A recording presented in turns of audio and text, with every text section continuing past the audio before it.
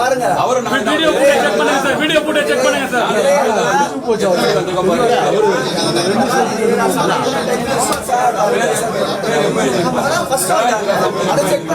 பண்ணுங்க நீங்க ரெண்டாவது முறையா கொடுக்குறீங்க.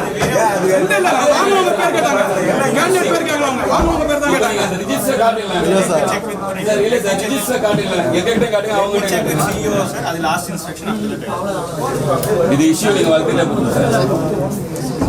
ஒன்னா நம்பர் டோக்கன் கேட்டாங்க சார். கேண்டிடேட் ஒன்னா தான் கொடுப்பாங்க.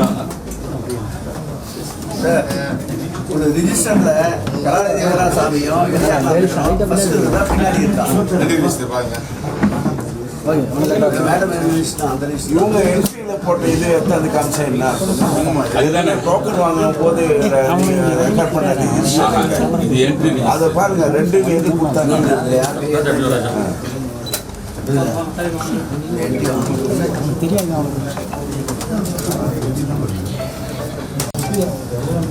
காவல்துறை பொய்யா சொல்ல பேச்சு பேசிட்டு ஆளாளுக்கு ஒன்று பதில் பேச ஆனால்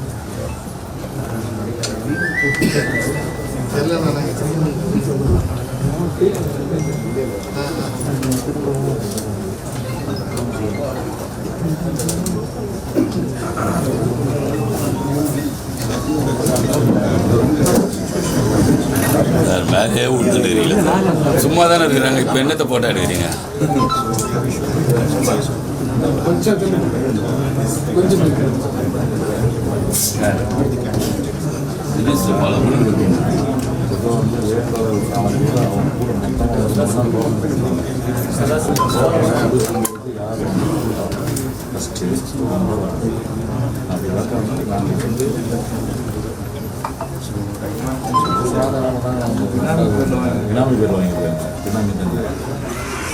அளவா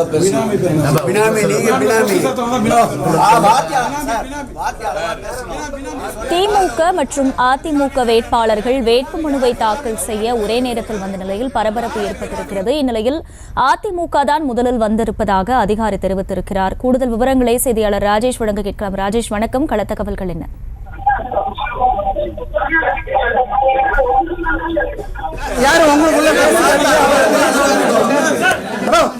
யாரும் உங்களுக்குள்ள பேசிக்காதீங்க. எலெக்ஷன் நேற்று அவங்க டிசிஷன் எடுக்கட்டு.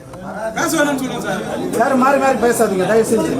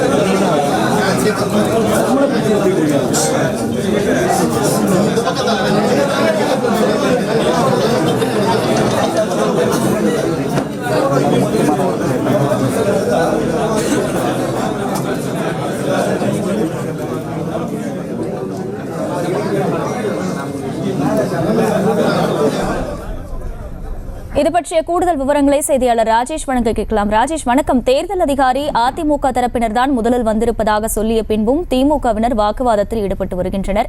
கள தகவல்கள் என்ன? வணக்கம். வட சென்னையிலே அதிமுக மற்றும் திமுக நிர்வாகிகளிடையே கடும் வாக்குவாதம் ஏற்பட்டிருக்கிறது. யார் முதலில் இந்த வேட்புமனுவை தாக்கல் செய்வது என்பது குறித்து தற்போது வாக்குவாதம் முற்றி தொடர்ந்து இரு தரப்பினரும் வார்த்தை போர் நடைபெற்று வருகின்றது. முதலில் அதிமுகவினர் வந்ததாக கூறப்படும் நிலையில் அதன் பிறகு திமுகவினர் வந்தாலும் கூட நாங்கள் முன்பே டோக்கன் பெற்றிருக்கிறோம், எங்களுடைய டோக்கன் எண் என்பது அதிமுகவினருக்கு முன்னதாக இருக்கிறது, எனவே எங்களுடைய டோக்கனை தான் நீங்கள் அழைக்க வேண்டும், நாங்கள் தான் முதலில் வேட்புமனுவை தாக்கல் செய்வோம் என்று கூறி வாக்குவாதத்திலே ஈடுபட்டு வருகிறார்கள். அதே போல தேர்தல் அதிகாரி அந்த டோக்கன் நோட் புக்கை எடுத்து அவர் சரிபார்த்தார். அதில் ஆய்வு செய்து பார்த்தபோது அதிமுகவினர் தான் முன்கூட்டியே வந்ததாகவும் அவர்கள் தான் வேட்பாளர் பெயரில் டோக்கன் பெற்றிருப்பதாகவும் கூறி அதிமுகவினர் வேட்புமனு தாக்கல் செய்யலாம் என கூறியிருக்கின்றார். ஆனால் அதனை ஏற்க மறுத்து அமைச்சர்